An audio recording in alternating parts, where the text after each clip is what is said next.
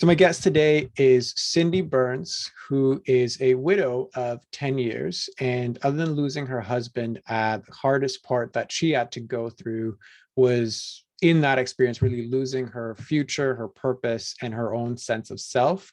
But it was through coaching that she was able to find herself, find her purpose, and find her purpose, really overcome those sentiments. So now she has a passion to help other widows that are going through the same thing and help them evolve past that. So Cindy, thank you very much for being on the show. How are you doing today? I'm doing well. How are you? I'm doing pretty good. As I always like to say, I'm kind of at an 8 out of 10. So, we're doing pretty good with some room for improvement. So that's kind of my sweet Always spot. room for So improvement. exactly. Always leave that little bit of buffer right at the end. But other than that, I'd love for you to go down into your story. And, we kind of alluded to it with regards to like your intro and the 10 years that you've been in this whole process of healing and now moving into coaching. So I'd love for you to break that down for us in your own words. Well, I had what I call delayed grief. Shortly after my husband died of lung cancer, it was a very quick. He was diagnosed in end of April and he passed on August 2nd of 2011. 2011. So it's been over almost 11 years this year. He, after that, there were family issues with my son. We had 6 sons together. And at the time, they were all grown except our youngest was 17, still in high school. And one of my sons, he got married. So I used life insurance money to fly everybody to Colorado for his wedding. And not long after, he became a father. So I went out there for that. And not long after that, he was diagnosed with cancer. So I went and I helped take care of the baby while he and his wife concentrated on his health. And I was there pretty much the whole summer of 2012. And so then I came back home and one of my sons in Virginia Beach needed me. And so I alternated between going from my home to their home for about 4 years. And so I was too busy worrying about other people, taking care of other people to really feel the grief.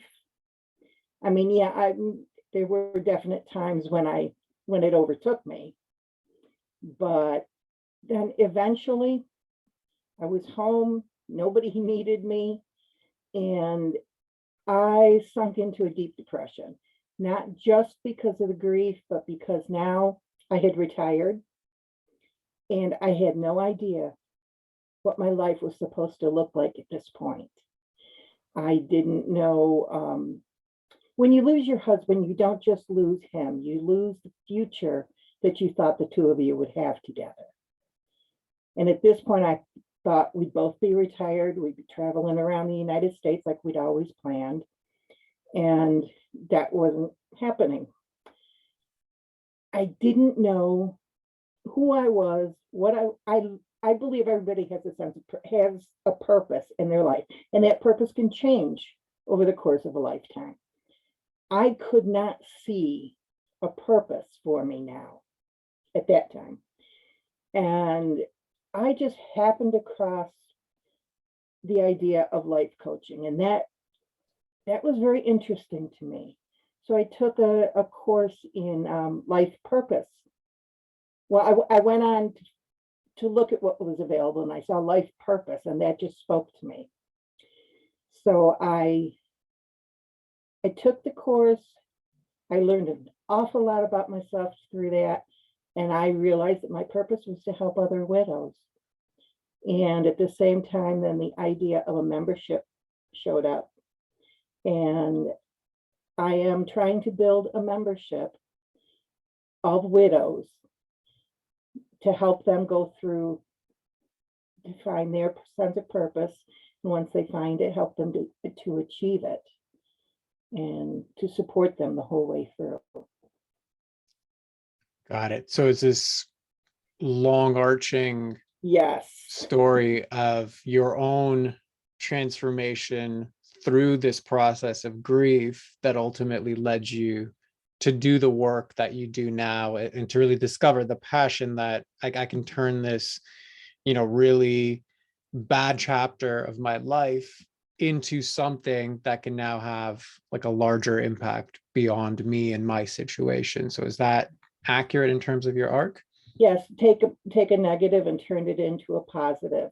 It doesn't negate the negative, but I can grow past that, and I have. And I'd like to help other people achieve that as well. Absolutely. It's a theme that comes up often in, my coaching and myself in the podcast guests that I've had, that sentiment of my mess becomes my message. Yeah. Right. Like this thing that I've gone through, that's really the part that I get to now share. I get to expand on, I get to further help that healing. So yeah, I'm all for that. I think that's a common way that hearts and entrepreneurs get into doing what they're doing, just like yourself. So I'd love to know more about this membership, right? So the idea of it is I have widows who are going through this process. Obviously, it's not a one-time event. It takes people different amounts of time to grieve, and whether they're ready for it, they're not ready for it, what stage they're in, etc. So I'm assuming that's why you went the membership route. So tell me more about the membership itself, and like what are the challenges that you're running into it? Well, the challenges I'm running into is actually finding my audience. I belong to several widows groups on Facebook, and the vast majority of them do not allow promotions. So I can't even mention what I do or that I could possibly help somebody. Although today I was given permission, but not in a, she said, just don't be pushy about it. And that's not me anyway. So, so I'm excited about that potential. And I'm trying, a variety of other things, being on people's podcasts and looking into maybe starting a podcast of my own, things off of Facebook so that,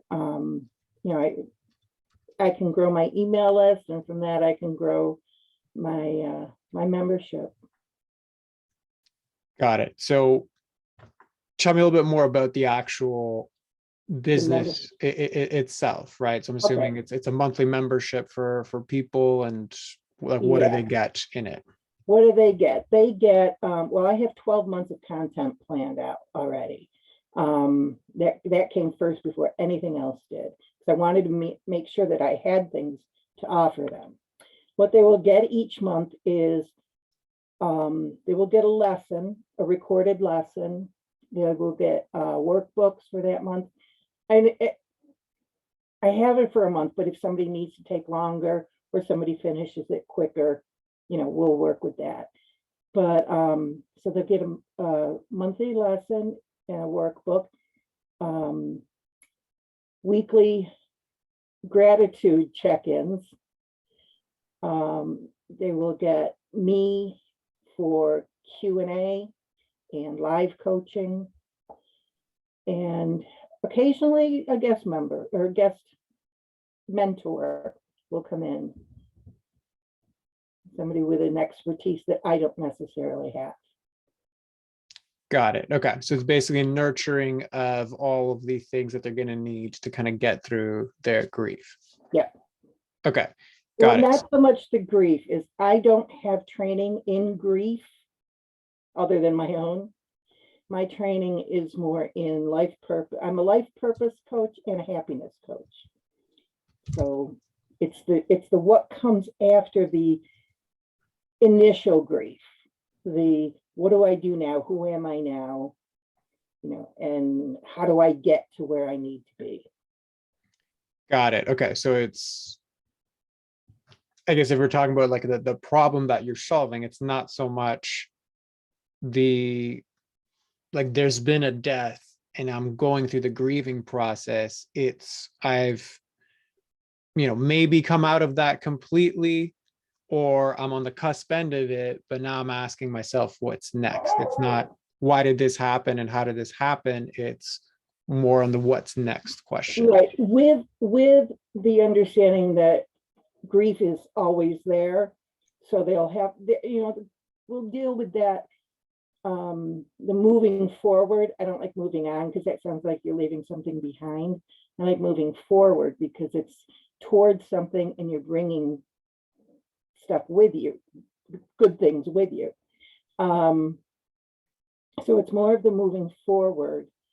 And but with that idea that yes, there's been a loss, and the path to finding your purpose as a widow is going to be different than the path to finding a purpose for somebody just starting out in the workforce, or somebody that's looking maybe to change careers, that kind of thing. So it's grief there's no expiration date for grief. Sure. Because sorry, go ahead. But so the whole thing will be with that understanding. They won't, they'll be allowed to talk about their husbands and their grief and how that's colored. In fact, the first couple of months, it's going to be, a lot of, I want to say introspection, but I'm not quite sure that's the word, but a lot of looking at who they were and who they were with their husband. Got it. And see how that colors what their future will be. Got it. So a lot of it then is in who am I now that this part of my life has completed.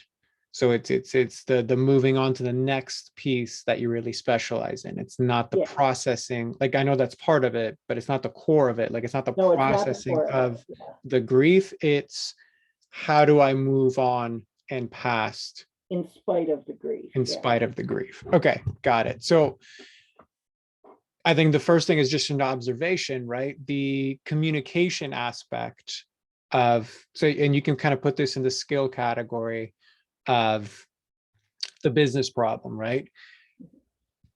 If it took however long right now to tell a complete stranger what exactly do I do, at the point where they're actively listening and they're looking for comprehension, but it took like a bunch of iterations and questions and clarity. I think the first part that I just want to highlight, there is an element of the skill set of like communication, right? Like, how do I say the things I need to say so that I can matter to the people that need me most? Right. Well, my elevator pitch is I help widows who are past the first stages of grief to learn who they are and what their new purpose is. Okay, beautiful. So then I'm curious, why didn't you lead with that? I don't know. I honestly don't know. Okay, yeah, because that, like, basically your elevator pitch goes right to the point. Like, that now makes sense completely, and it summarizes everything. So if you had to guess why you didn't lead with that, what do you think it might be? I have to explain the grief part of it to a lot of people, because even with that elevator pitch, past the first stages of grief, a lot of people think that I am a grief counselor or a grief therapist, and I'm not. And I don't want to lead anybody astray. I don't want to be dishonest or appear dishonest. So. Got it. And who asked that question? People who would be a good fit for your program, or people that wouldn't? Okay. No, it's other. I've had another coach that actually asked me, and she just couldn't get it because she's never been through it too. Got it. So if the people who are unlikely to buy your product, who aren't a prospect and who don't get it because they've never experienced it, are commenting, why is it relevant for you to then take those comments and listen to them as feedback as opposed to just comments? Well, I've had other people want to refer people to me.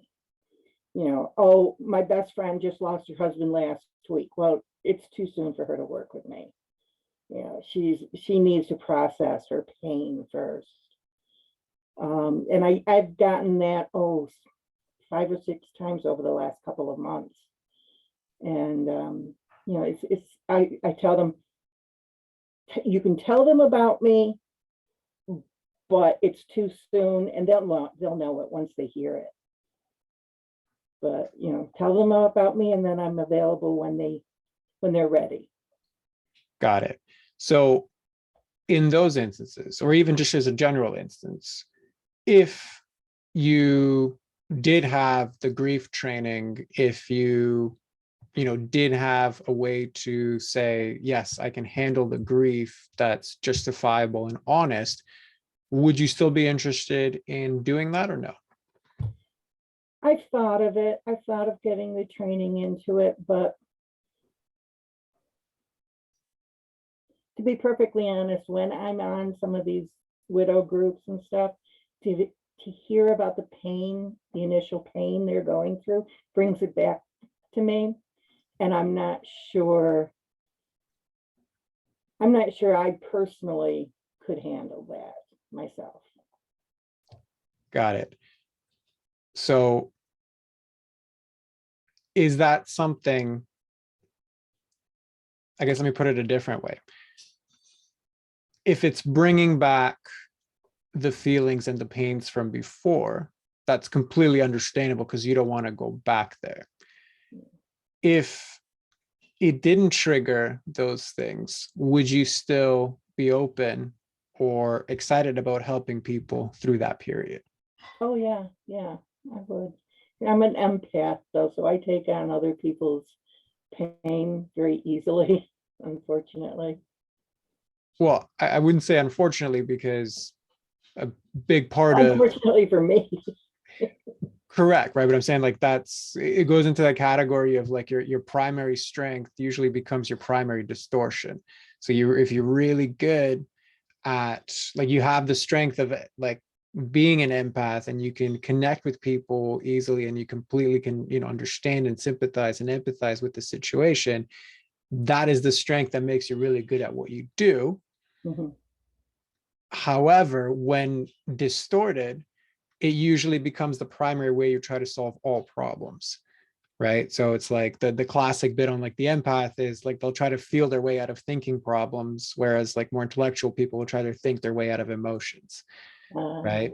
So it's one of those things where your strength, when utilized, gives you the things you need to really move forward. But when distorted, it's kind of like your own worst enemy, right? Because Yeah. it doesn't leave room for that. So anyway, I know that was an aside, but what I'm getting at here is the sentiment of the pain, right? And by all means, you can let me know, like, I don't want to go there, or do want to go there, like it's completely up to you. Mhm. But one of the things I just wanted to get clarity on is, if these discussions about the grief didn't bring me back to where I was, I would be excited and willing and enthusiastic about helping these people through Yeah. the grief, right? And people are coming to you to actually work through the grief as well, but you're turning them back.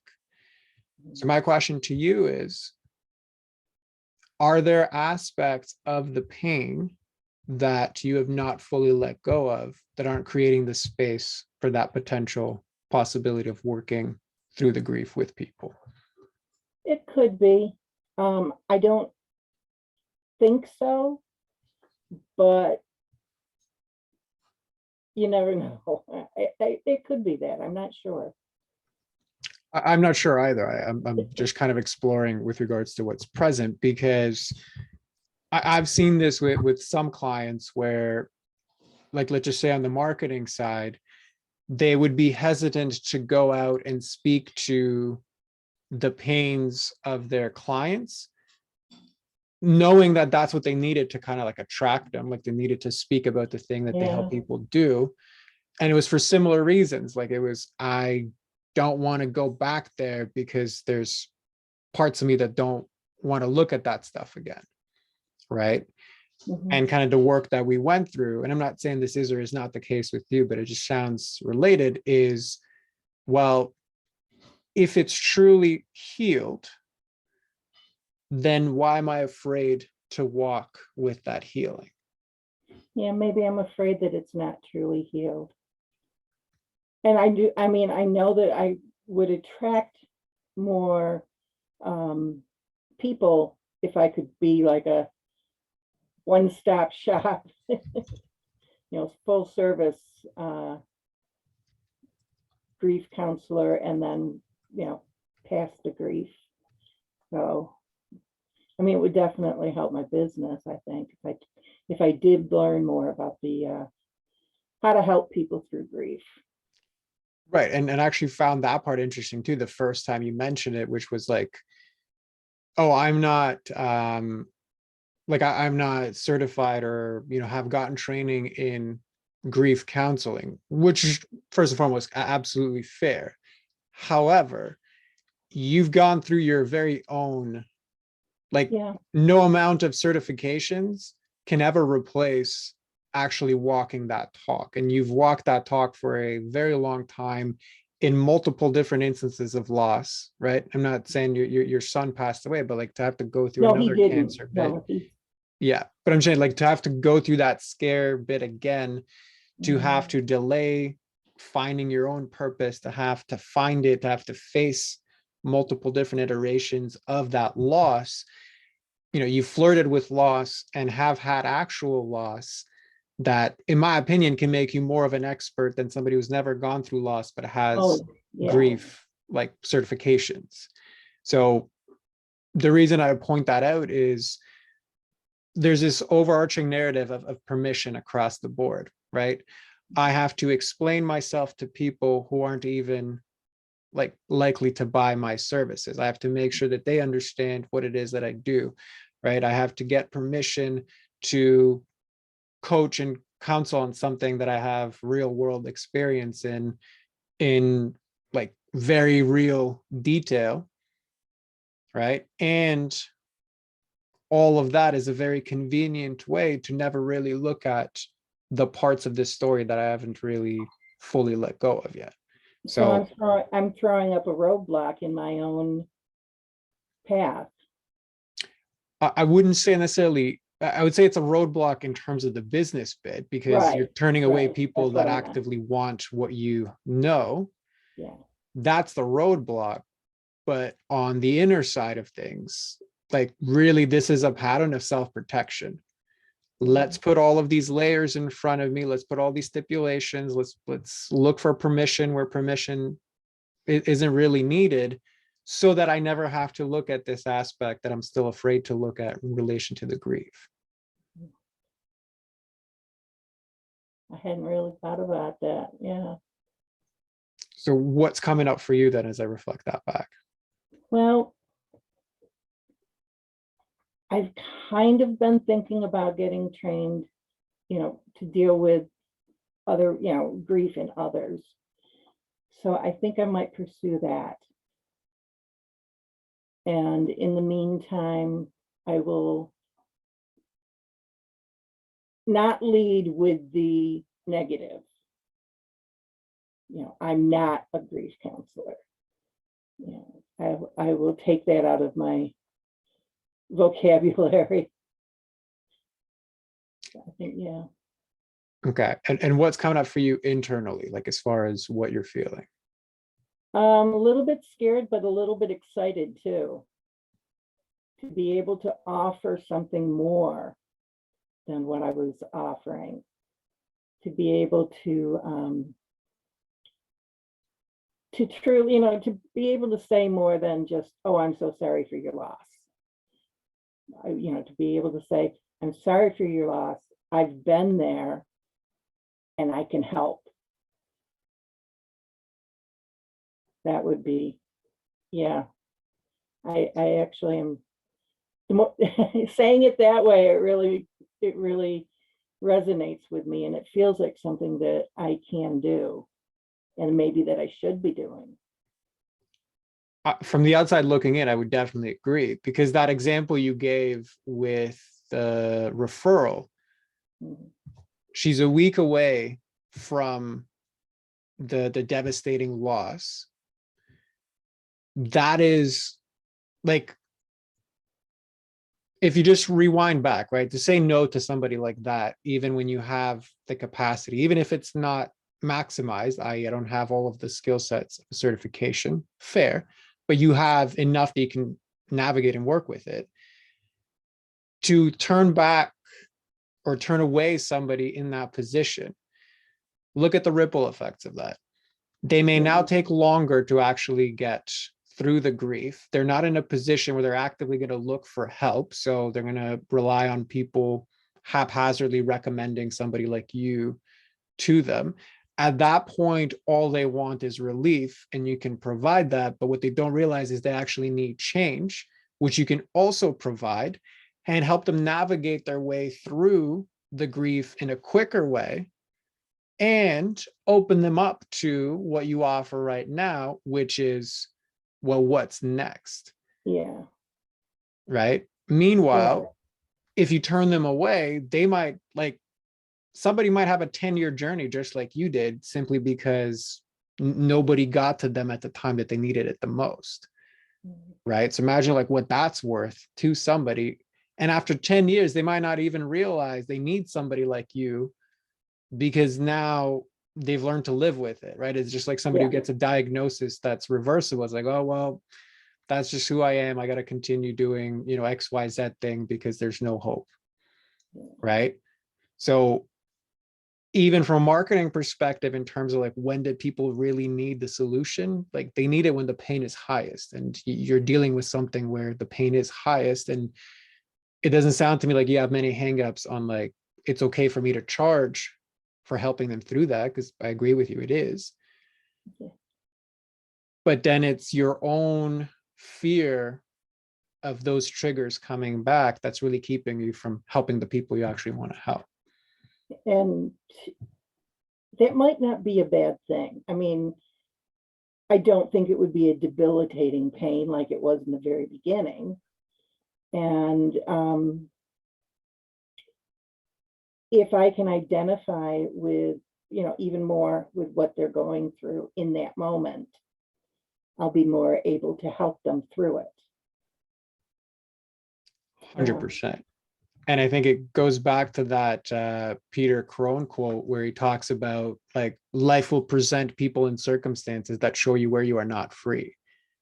So if you do have clients that come to you that have such deep grief that, after a call or whatever causes you to cry and like re-feel things, as painful as that is, it is an opportunity to actually explore deeper healing within yourself. Yeah. Yeah, it's not necessarily a bad thing. It's not, but that protective part of us is just scared to want to go there. And I'm sorry, the thought was gone. I had a thought and it disappeared. So That's okay. No problem at all. So what's coming up for you internally then, as I reflect these? as I said, like a little bit of fear, but it's feeling more like, yeah, this is what I should be doing. I should be, because this is what the thought was. By the time, if we just go with what I have now, by the time they are ready for me, they don't know that they need me. Correct. So, yeah. And that's been a big part of, gaining clients. Yeah. Yeah. You're trying to solve for a much harder problem, which is convincing somebody that they need you versus turning them back when they actually feel like they Yeah. need you. Yeah. I guess part of it too has been my own fear that that I won't be able to help them through the grief. Yeah.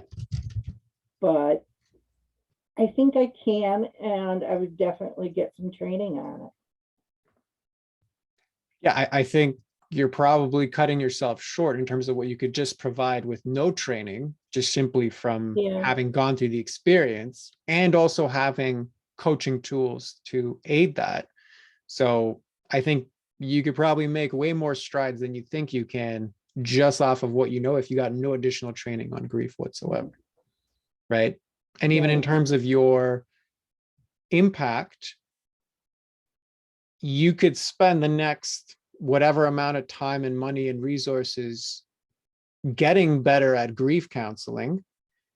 That's not going to do anything on your bottom line, because the real skill gaps that you have here are the communication, like how do I matter to the people that need me most? How do I effectively, in a non-sleazy way, sell them into the service? And then how do I get better at communicating on a more larger scale to bring people in that are currently in grief, right? That's actually going to have more impact on you and on the people, much more so than gaining more skill sets, right? Like it might be a 10% improvement across the board on your fulfillment, but in terms of your business, it has a zero or potentially negative effect because you're doing right. something else instead of I'm going like adding to playing the my right game. service. Yeah, I'm Sorry? adding to my services. Correct. But if Yeah, nobody's buying them to begin with, you can add right. 10 different services, right? Yeah. So does that make sense on kind of like Oh, like it what game you definitely. need to play to really move forward? Yeah, definitely. Perfect. And if we were to just zoom out a little bit, then if you're looking at that, like what would it mean for you to be able to have more business? Oh, I think I would feel more fulfilled, and I'd be actually realizing my purpose rather than just talking about it and giving it lip service. I think a lot of it too has been um, maybe a little bit of fear coming, going into it all. I've been throwing up roadblocks myself. Oh, I couldn't do anything till I had my website perfect. I couldn't, that kind of thing. And I'm at the point now where everything is ready for what I had planned on doing. Um, and now it's, having to get myself out there and actually meet the people. And so I think adding this, everything is set, as far as all the back office kind of stuff. And now I just need to adding this extra thing, I think would be good for the business, for me, and for the people that I hope to serve. Got it. So these roadblocks that you put in, right? How long has that been going on? Oh, about a year. A year, Yeah. right? So you have a year of practicing self-sabotaging patterns where Yeah. you are investing your time, money, and energy into things that don't actually move the needle forward. Yeah. So how much do you think that has cost your business across the year? Well, it's a year's worth of business. It's, all the women that I could have been helping all this time. Correct. Yeah. And in terms of like your own business, like what would it mean for you to play the right game that actually moves the needle forward, like in terms of like your lifestyle, in terms of who you are, in terms of who you're impacting? I'm not looking to make, 6, 7 figures. That's not, I'm, I have enough without working at all to meet my needs.